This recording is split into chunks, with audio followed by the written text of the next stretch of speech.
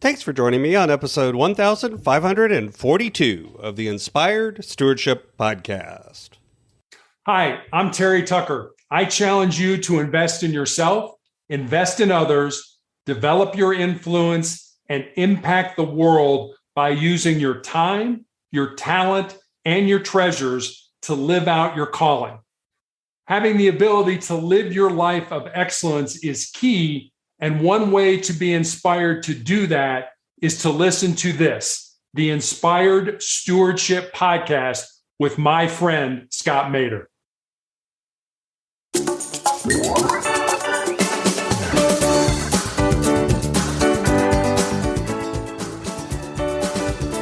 It takes away droughts and floods and school shootings, warfare, violence based on hatred for someone's race or color or gender or sexuality. It's a truly inclusive message that is being taught in this passage. Welcome and thank you for joining us on the Inspired Stewardship Podcast. If you truly desire to become the person who God wants you to be, then you must learn to use your time, your talent, and your treasures for your true calling. In the Inspired Stewardship Podcast, you will learn to invest in yourself, invest in others, and develop your influence so that you can impact the world.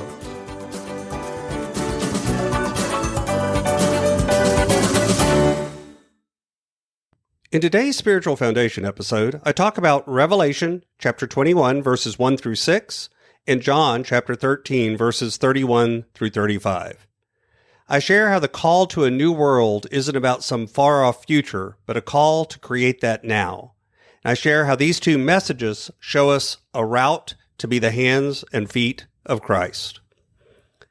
Revelation chapter 21, verses 1 through 6 says, "Then I saw a new heaven and a new earth, for the first heaven and the first earth had passed away, and the sea was no more. And I saw the holy city, the new Jerusalem, coming down out of heaven from God, prepared as a bride adorned for her husband. And I heard a loud voice from the throne saying, 'See, the home of God is among mortals. He will dwell with them as their God.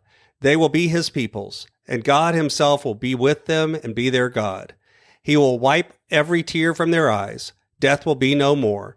Mourning and crying and pain will be no more, for the first things have passed away.' And the one who is seated on the throne said, 'See, I am making all things new.' Also, he said, 'Write this, for these words are trustworthy and true.' Then he said to me, 'It is done. I am the Alpha and the Omega, the beginning and the end. To the thirsty I will give water as a gift from the spring of the water of life.'"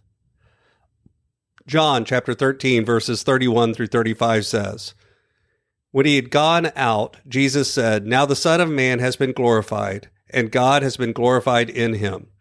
If God has been glorified in him, God will also glorify him in himself and will glorify him at once. Little children, I am with you only a little longer. You will look for me, and as I said to the Jews, now I say to you, where I am going, you cannot come. I give you a new commandment, that you love one another, just as I have loved you. You should also love one another. By this, everyone will know that you are my disciples, if you have love for one another." Do you have a place in your city or near it where people go to look out over the city, look out over the skyline, maybe a place with water and other things? And often in these places, there's little sayings or expressions that people will write as little prayers or things like peace. And all of these things give us a chance sometimes to look down on things and reflect on the fullness of life in the city or in the place that we live. And I think it often causes us to wonder, will this city become a place where everyone can thrive, all can be happy and successful and safe? Those are the reflections that often come to my mind when I'm looking out over the city in the evening. And in the Luke passage that I didn't read today, it talks about Jesus pausing at the Mount of Olives and looking out over the city with mournful eyes. And this city, Jerusalem, that word literally means the city of peace. And from this place, Jesus saw the whole city, and with a prophet's heavy heart, he was weeping there among those olive trees. Before him was this city named for peace, but it was inhabited by those who did not know the things that made for peace. They did not know what peace was or how to have it with each other. And I don't think that's any different today. In the Revelation passage that I read, John, decades later, imagines Jerusalem, that same city of peace, while he was living on a Greek island, Patmos. John was a follower of Christ, and he was exiled during the Roman Emperor Domitian's reign. And during this dream, this nightmare vision, in a way, that John had, he then envisioned a renewed city, a bright, shining city. In contrast to Babylon, which was a city of death and trauma and suffering, John paints a picture of a new Jerusalem, emerging as God's own place to live. In John's dream, the Holy One had relocated from heaven and moved down to earth, taking up residence throughout the whole city. See, God is here, home among mortals.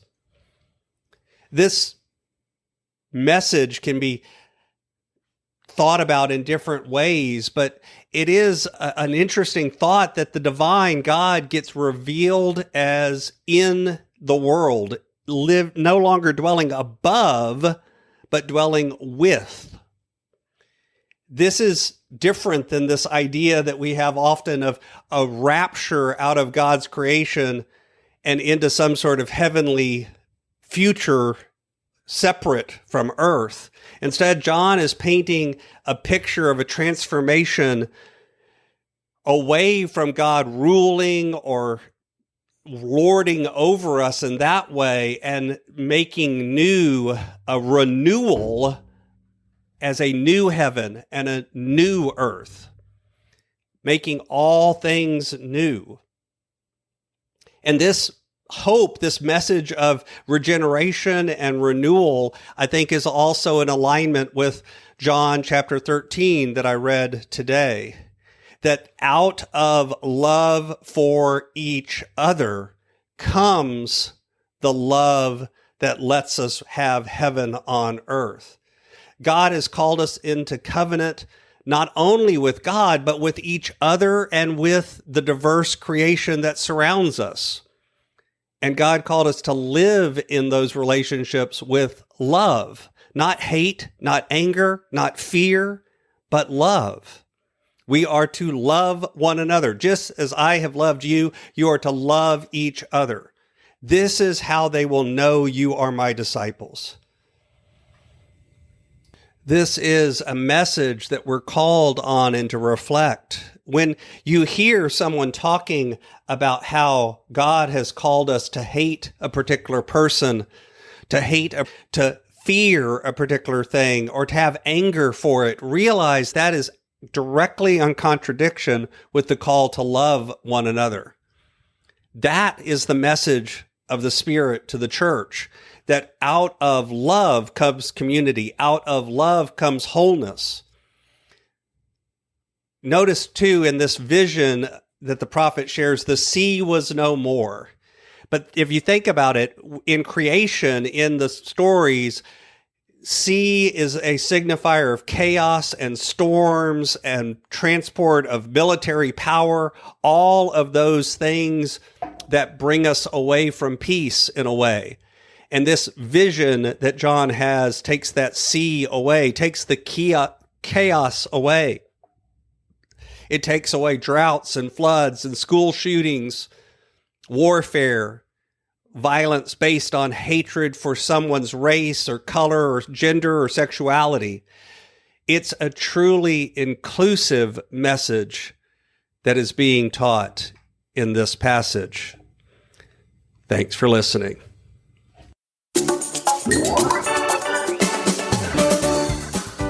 Thanks so much for listening to the Inspired Stewardship Podcast.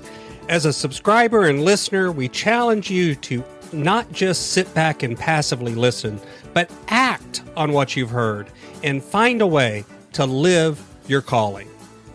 If you enjoyed this episode, do me a favor. Go over to facebook.com/inspired stewardship and like our Facebook page and mark it that you'd like to get notifications from us so that we can connect with you on Facebook and make sure that we're serving you to the best of our abilities with time and tips there.